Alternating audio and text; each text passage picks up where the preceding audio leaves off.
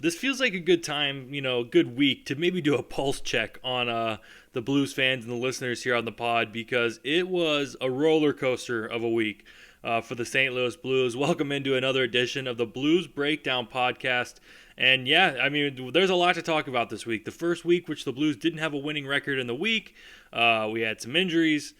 We had some contract extension. I mean, it was a week, a whirlwind week. It feels like a long week because from the last time we talked, it was relatively chill. The Blues had a pretty good week. They were coming into wrapping up a homestand, heading out on the road, and then yeah, it went down from there. So let's start with what began the week was a Jake Neighbours contract extension. He agrees to a 2-year, it's like $3.75 million a year, so $7.5 guaranteed for Jake Neighbours. So it'll lock him up for this year and then 2 years after that. So honestly, great deal. I love the deal. I love the fact that Jake Neighbours is going to be here for 2 years now after this season.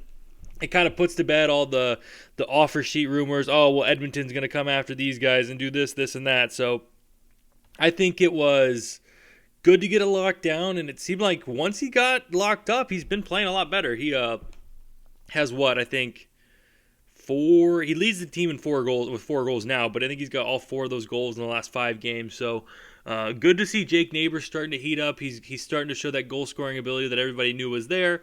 I'm just super excited that he's locked up, though. I think he's going to be here for a really long time past these next 3 years. This feels like, really similar to what they did with Thomas and Kyrou. Here's a 2-year deal. Go prove yourself, and once you prove yourself these 2 years, here, we'll throw you your 8x8 or whatever the market will be at that time. So I think Jake Neighbours is going to take this opportunity and run with it, and then he'll be, on that Thomas, Kyrou, Buchnevich train where he's locked up for a long time. But no, very excited for Jake. Very happy that he's going to be around. And it's just a critical piece, and he's been playing some really good hockey for the Blues. But then we go to the Tuesday game against Winnipeg. The Blues dropped that one 3-2. Losses suck, but maybe the worst part was Robert Thomas left that game after blocking a shot. You weren't sure what to think. I thought the consensus on Twitter, at least from my opinion, where people were like, "Oh, he's fine. It's not a big deal. He'll be baby day to day. He'll be good to go."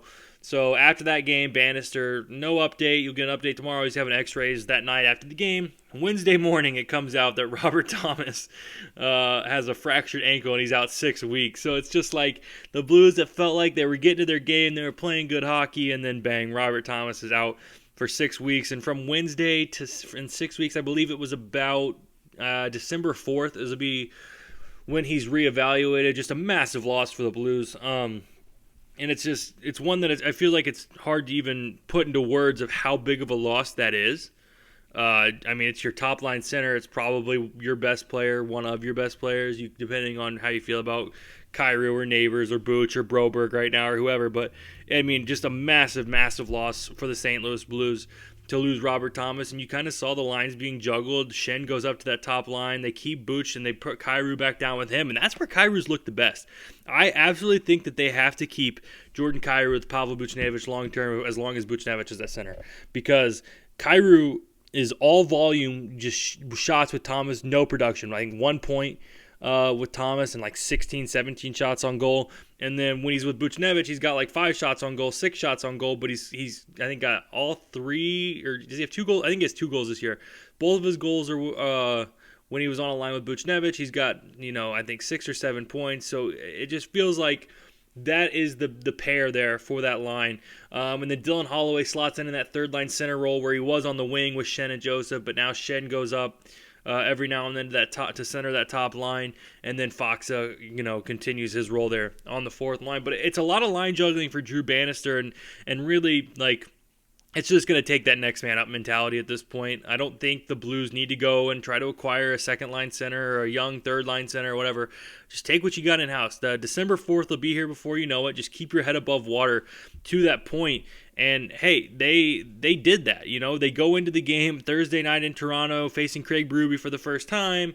Toronto's coming off getting trounced by the Blue Jackets. And so I think, at least I thought this could get ugly pretty fast. Not a discredit to the Blues, but it's the Maple Leafs coming off a game where they just got blown out by Columbus. Obviously Matthews, Marner, Nylander, Tavares, Riley, Joseph Wall making his debut. It's an unbelievable team that they got. So I've had the impression that, hey, this might get ugly, but just 4 minutes into that game, Philip Broberg makes it 1-0. An incredible play by Jordan Kyrou to use the speed to make space from Tanev, who's a pretty good defenseman as well. So for him to be able to create that space, Broberg, you could see on the replay, just kind of, I don't know what, the half circled outside of the zone, and then just kind of floated right back in, and just a great find by Kyrou. Great screen in front from Buchnevich. That puck from Broberg had eyes and found its way to the back of the net. Gave the Blues a 1-0 lead, and as if it wasn't painful enough for the Edmonton Oilers already, just about 6 minutes later, Dylan Holloway, great feed in front from Brenden Saad. Him, Sundqvist, I think Texier was in on that puck battle on a power play. And while all the Maple Leaf defenders were focused on the penalty kill and trying to win the puck battle on the boards, Holloway, all alone in front, nice move to beat Wall 5-hole, give the Blues a 2-0 lead. It looked like Toronto might be getting back into the game early in the second. Just 8 minutes in, Oliver Ekman-Larsson, a puck. It actually hit P.O. Joseph in front. You could see, I was watching at the time, I was like, wait, is that like goalie interference, a high stick? You could see Binnington was kind of like trying to get the referee's attention. Turned out it went off the pant. The pant leg of P.O. Joseph made it 2-1, but credit to the Blues. That's a spot where I think sometimes, and not even just last year, but the last 5 years, it feels like when the Blues would give up a goal, it would snowball to 2-3 goals. But just literally, a minute, 2 minutes later, Alex Texier comes back with a goal. Great assist from Kyrou to win a puck battle, lift the stick, and find Texier in the slot to make it 3-1. And then early in the third, Jake Neighbours made it 4-1, and Holloway would get the empty netter to make it 5-1. But that was a gutsy win from the St. Louis Blues. I think one that a lot of people really didn't see coming. They played Berube style against Berube, and you could see Berube just giving it to, I think it was Marner, if I'm not mistaken. He was giving it to Marner on the bench, and so some frustrations boiling over there for the Leafs, who I know I'm recording this on a Sunday afternoon. They actually ended up losing Saturday as well in overtime to the Boston Bruins. So Craig Berube and the Leafs may be running into some trouble right now, but that game against Toronto was the best game the Blues have played all year. They looked fantastic from start to finish. Jordan Binnington made 40 saves. He made the big saves when he had to. I mean, you can't even fault him on the goal that Ekman-Larsson scored that went off P.O. Joseph's pant leg. So it was the best performance by far from Binnington this year. Huge win, and that's one that it felt like it might get some momentum going, but rolling into last night's game, Saturday's game against the Canadiens, they just kind of fell flat. They lose that game 5-2. They go down 2-0. Credit to the Blues. Parayko and Neighbours get them back in it, but it was just a penalty. I think Foxa took one that they killed, and then it was Perunovic took a high sticking that ended up leading to a goal from, I don't think it was Cole Caulfield. I think he scored the fourth goal. I'm blanking on who scored the third goal now off the top of my head. I can check really quick here, but that one, it felt like they put themselves on their heels too much taking penalties. And once that Perunovic penalty, it was Alex Newhook. They got the power play goal, made it 3-2. Caulfield would score early in the third. And when it went to 4-2, it's like this team has been making comebacks, but it just felt like at that point that game was over. And again, I think it's kind of different, right? Like, you don't have Robert Thomas. I mean, maybe that game against Toronto, like, you're amped up. Like, hey, this is, people aren't expecting much out of us. We're playing our former coach. Let's come out and put a good game together. But it's hard to string that together in an 82-game season. If it was easy, every team would be doing it. So they fell flat on their face Saturday. But to me, like, in terms of the most frustrating loss, to me, it's Winnipeg on Tuesday. They lose 3-2. And honestly, I thought they played a good game. Just the most frustrating part was I felt like they just had a couple opportunities where they should shoot the puck, and they tried to make the extra pass. And look, these are the guys that they get paid the money to play this game. I'm not going to critique them for them trying to make a play that I thought was right, that they think was right. Whether I think they should have shot the puck or not, there just was a couple times there. It was, I think, 6 minutes left in the third. It was Saad was involved, and they were just making one too many passes trying to set up a one-timer when they could have ripped the puck. And it's not guaranteed they're going to score, but I think you would like to see more of those pucks on net. But hey, this is why that's part of the game, right? It's a long season. You're not going to go 70-12 or 82-0 or 65-17. Like, it's going to be a grind of a season. You're going to take your lumps, your bumps, your lumps, your punches on the chin. And the Blues are kind of facing that right now. They got to bounce back. Looking ahead, Ottawa on Tuesday. They don't have Shane Pinto, so you got to bounce back. That's a pretty big loss for them. I know you don't have Robert Thomas, but it's an opportunity, right? You go into that game Tuesday night, 6 o'clock in Ottawa. It's a chance to bounce back, and that's all you can really ask for. I didn't think against Montreal that they necessarily played bad, but it's like I said, they fell flat on their face when it mattered, and really the first period, Montreal owned them. The second period, you got those 2 goals to get you back in it, but it just ultimately didn't matter in the end as you conceded one to Newhook there on the power play to make it 3-2, and then allowing Caulfield to score so early into the third period really kind of dashed your hopes. And the other thing that dashes your hopes, and it's kind of seeming to be like a theme for really, I'm trying to think of exactly how many years, but too many. The Blues go 0 for 3 on the power play. It was ugly again with zone entries, and it was just one of those things where it needs to be figured out, because if this team can get their power play going, I think they're going to be dangerous. The 5-on-5 scoring is starting to show up a little bit, which is very important, but they just have to be able to find something on the power play. They have to. Recently, I'm thinking, I know against Winnipeg, Toronto, it was all right. Their zone entries just haven't been very good. They're trying the same thing over and over and over again. And you'd like to see them change it up, because I think once they get set up, they're threatening, right? They're doing a good job. I know in years past, it feels like they overpassed on the power play. Right now, it feels like when they get set up, they're doing a great job funneling pucks to the net and making the goaltender work. It's just about getting to that point and getting the puck in the zone and getting set up. And I think the teams are doing a good job against the Blues right now of realizing, okay, really Falk's going to come in. He's going to drop it to, at the time, it was Thomas or whoever, Kyrou or Shen, and they're going to try to just walk the line themselves, get it in. I don't hate the idea of just dumping it in. You're on a 5-on-4. Just go get bodies down low and try to win a puck battle and cycle it up top. And when they do that, they have success. They get pucks on net. But just the zone entry of trying to skate it in, skate through traffic, it just hasn't worked for the Blues. And it seems like they're reluctant to go away from it, which is a little concerning. But hey, again, it's a long season. They're going to figure things out. That's the good thing. Like, you're not going to just continue to do this over and over again.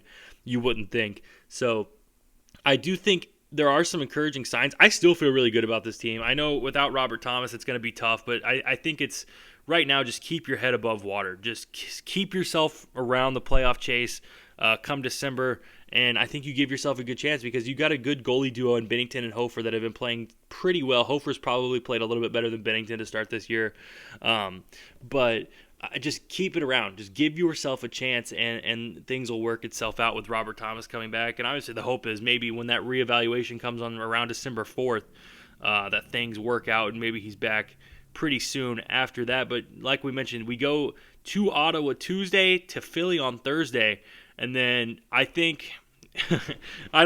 know the game that you better be ready to go from the time that you step on the ice from warm-ups is Saturday against Toronto in St. Louis. They're going to be looking to get their get back. They're going to be coming into St. Louis. Berube, first time back. I'm sure it'll be a big night for him, but they're going to be ready to play. I can guarantee you that. I know they're 4-4-1. I will guarantee you anything that Toronto comes out ready to play, and the Blues have to match it on next Saturday against the Leafs. It is imperative that they don't have a slow start like they did against Carolina, like they did last night against Montreal. They have to come out ready to go. If they do not, it will be a long game, and the Blues just beat the Leafs 5-1. The Leafs might beat you 5-1 if you don't come out ready to play from the opening puck drop on Saturday. And a sneaky team too, Thursday. You can't just go, look ahead the rest of the week, Ottawa and then Philly on Thursday, and look ahead to Saturday, because Philly just knocked off Minnesota. They put up 7 goals on Saturday to beat them 7-5. So you have to be ready to play. Philly's a young team. They're well coached by John Tortorella, whether you like or hate the guy, but you absolutely cannot overlook that game Tuesday against Ottawa or the game on Thursday at Philly, because Tortorella will have his guys ready to play, and then Ottawa, will be ready to play. Brady Tkachuk playing against this hometown team. And that's a team that I think's a lot of fun. I know they're without Shane Pinto. Like I said, they're 4-3 this year to start. But Tim Stutzla, Thomas Chabot. So it's a fun game, a fun team, with Ottawa, and you have to be ready to go. You can close out this road trip on a strong note. The week last week didn't go great. You went 1-2, but there's a chance to get back on track this week. I think that's the most important part as you head into November. Which is crazy to think that October is already over here soon. But get through this road trip, because then you go into November, you have 8 home games compared to just 6 road games. So you can do a little bit of home cooking. When you get back home next Saturday, you're home for 4 with Toronto, Tampa, Utah, Washington, or 5 rather, in Boston. So close out this road trip strong. And I think if you can see them steal a win Tuesday in Ottawa and Thursday in Philly, you can really maybe start to see some momentum build being home for 5 games. I think, getting home for that amount of time allows guys to get into a bit more of a rhythm. They're not traveling. They're home. They're sleeping in their own bed. I think you could see the Blues really take off. Even if they just win one of these games, win one of these next 2, get home for 5, and I think the Blues could really, really, really take off heading into the middle and end of November as we head to the holiday season. But yeah, just wanted to jump on for this week's episode, and I apologize if my thoughts weren't organized because I felt like I had so many. I tried to organize them the best I could, but with the week it was a roller coaster week. With the Neighbours contract extension, and then the Thomas injury, and then the win over Toronto. So it was insane. And lost in all this and the roller coaster of the week is just how incredible Philip Broberg has played. He didn't get a point Tuesday against Winnipeg. He didn't get one last night against Montreal, but Thursday he had the opening goal that really kind of propelled the Blues. And then Dylan Holloway still playing incredible. And there's a lot of good banter back and forth on Twitter with Oilers fans who are just like losing their minds about this, trying to find every analytic possible to tell you that, well, actually Broberg and Holloway aren't that good. Just look at their expected goals against on a Tuesday afternoon when they're playing this team on this ice temperature, because they'll find anything to tell you that, oh, well, the Oilers didn't lose this deal. But trust me, the Edmonton Oilers got fleeced by Doug Armstrong. We talked about it last week. Holloway and Broberg have looked good, so we're getting ready to round out a road trip. The Blues will be coming back home for 5. A lot to look forward to. Ottawa Tuesday, Philly Thursday, and then Craig Berube's return Saturday. So I'm excited. This is going to be a fun homestand. I'm going to try to get to the game against Toronto. I'm going, I think, against Tampa Tuesday, and then I might go the following Tuesday against Boston, because there's a lot of good players going to be coming into town. I encourage you, if you're able to, in the area to get out to these games, go see some of these best players in the league play, because it is unbelievable. You'll see Matthews, Marner, Nylander Saturday. You'll see Kucherov, Hedman, Braden Point, Vasilevsky on Tuesday, and then the week after that you'll have Pasternak, Marchand, Swayman, and McAvoy. You could go on and on. Take advantage of these games and go watch some of these great teams play, and go enjoy watching the Blues play. And let me know too, are we, like, I know I asked last week, what have you felt like, and maybe I'm trying to think of the best way to organize this thought, because I feel like no matter how these results play out in games, whether the Blues win or they lose, they feel like they're a lot more enjoyable to watch. And I don't know if that's because of the guys like Philip Broberg, Dylan Holloway, Bolduc's been playing. Like, I don't know if that's what's making it more enjoyable, where it's like you're not watching Vrana and Kevin Hayes and Kapanen. And I know Kapanen's still on this team, but like that was a third line last year. Is it more enjoyable because of the guys that are playing? And I, even when they lose, like, I just feel like you can point to a stretch. Whereas last year when they lost, it was like they just looked lost from the beginning. So let me know, kind of, are you thinking that it's more enjoyable because of the names that are on this team? You think something changed in terms of the way they play? What is it that has made this team feel more enjoyable, if they felt more enjoyable to watch to you at all? But yeah, we got a big week coming up. The Blues are still above 500. They'll look to keep it that way as they round out this road trip and then return home. But until next week, let's go Blues.